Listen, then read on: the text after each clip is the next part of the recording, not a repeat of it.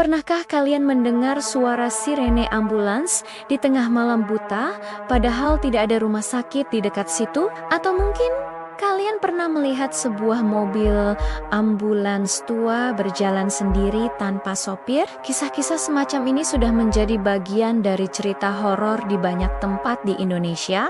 Tapi, pernahkah kalian bertanya-tanya, dari mana sebenarnya asal-usul legenda mobil ambulans berhantu ini? Malam ini, kita akan menelusuri salah satu cerita yang paling terkenal.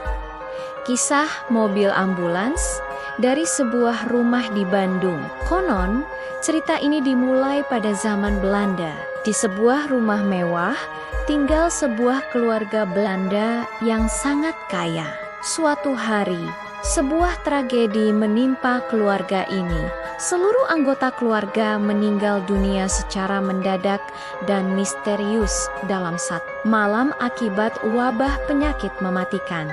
Karena penyakitnya sangat menular, jenazah mereka harus segera diangkut. Sebuah mobil ambulans pun didatangkan untuk membawa jenazah mereka ke pemakaman. Namun, setelah tugas selesai, keanehan mulai terjadi.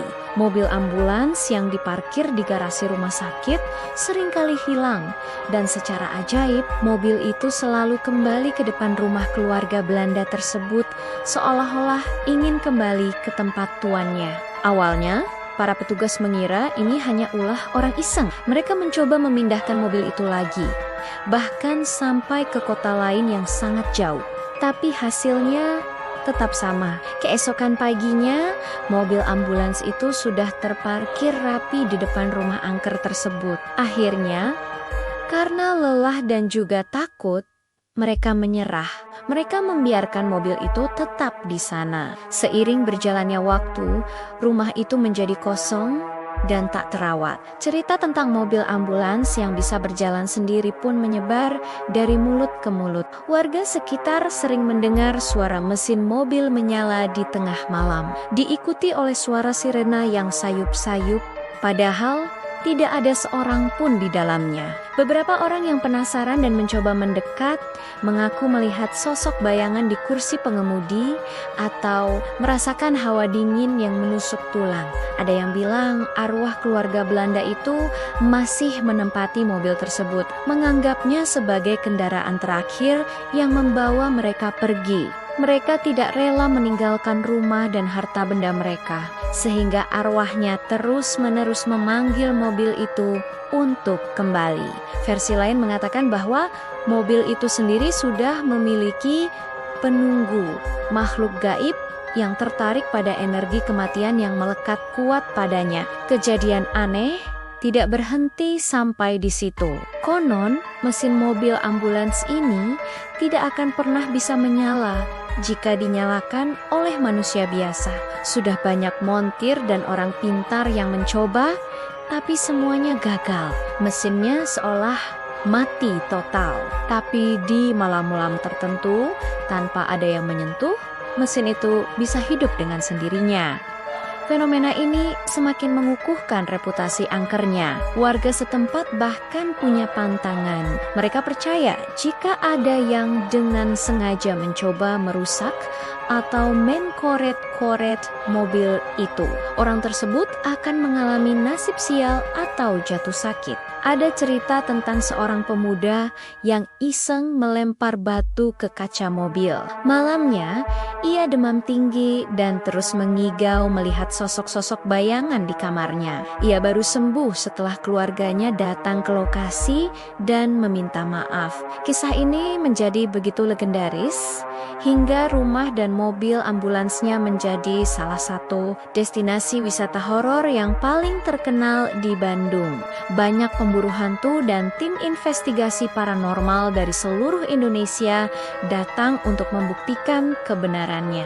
Rekaman suara aneh, penampakan orb, dan gangguan pada peralatan elektronik seringkali mereka dapatkan saat melakukan penelusuran di sana. Fenomena mobil ambulans hantu ini sebenarnya tidak hanya terjadi di Bandung, di berbagai daerah lain ada cerita serupa dengan versi yang sedikit berbeda. Misalnya, Ada kisah tentang ambulans rumah sakit jiwa yang sering terlihat berkeliling di malam hari seolah sedang mencari pasiennya yang hilang. Atau cerita ambulans bekas kecelakaan maut yang sering kembali ke lokasi kejadian. Ini menunjukkan betapa kuatnya hubungan antara objek, tragedi, dan kepercayaan masyarakat kita terhadap hal-hal gaib. Sebuah kendaraan yang seharusnya menjadi simbol pertolongan dan harapan bisa berubah menjadi ikon horor karena kisah tragis yang melingkupinya.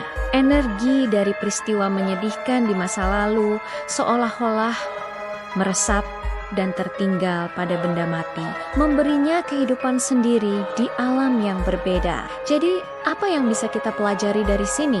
Mungkin bukan tentang seberapa seram mobil itu, tapi tentang bagaimana sebuah cerita bisa hidup dan berkembang selama puluhan tahun, tentang bagaimana tragedi masa lalu bisa meninggalkan jejak yang begitu dalam. Tidak hanya pada tempat, tapi juga pada benda-benda di sekitarnya. Setiap kali kita mendengar suara sirena di kejauhan, mungkin ada sedikit rasa merinding yang muncul.